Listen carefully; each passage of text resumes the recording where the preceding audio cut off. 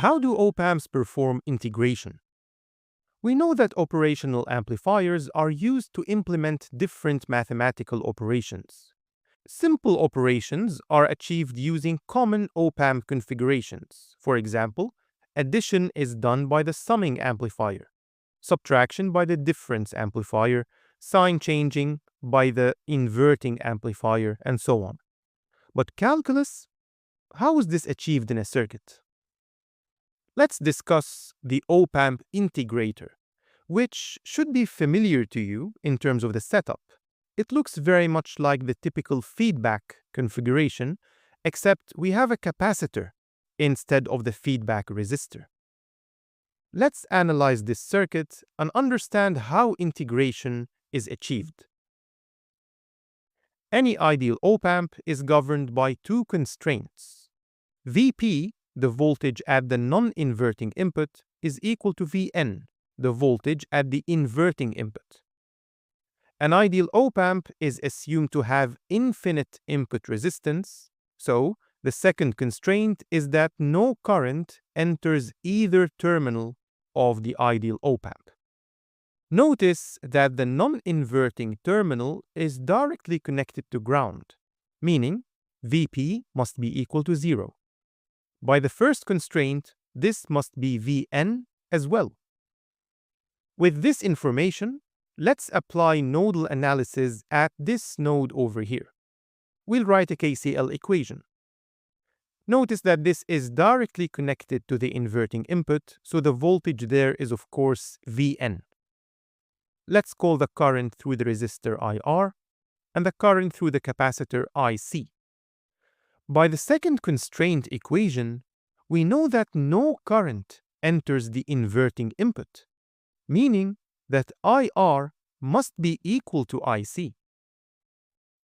By Ohm's law, we know that IR is the voltage across the resistor divided by the resistance. This will be Vi minus Vn over R. So, let's replace this instead of IR in the equation. IC, the displacement current of the capacitor, is the capacitance times the derivative of the voltage across the capacitor. So, let's replace that as well. What is this Vc? What is the voltage across the capacitor? Looking at the circuit, this is obviously Vn minus Vo. And now let's use our knowledge that Vn must be 0, because remember, the non-inverting input is grounded, so if we substitute 0, the equation simplifies to this. Derivatives are linear operators, so we can take the negative outside, like that. And now let's solve for the output voltage Vo.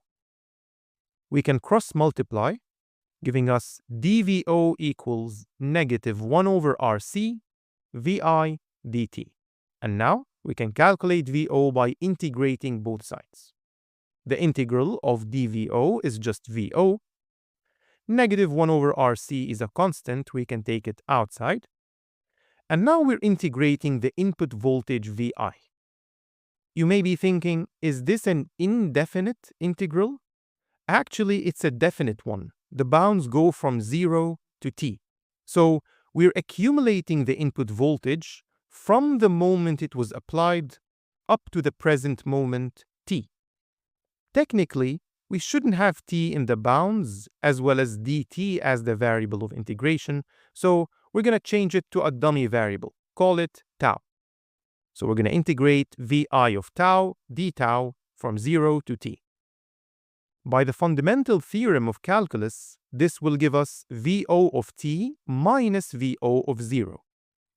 Think of it as integrating Vi and then plugging in the bounds, t and then 0 and then subtracting them, correct?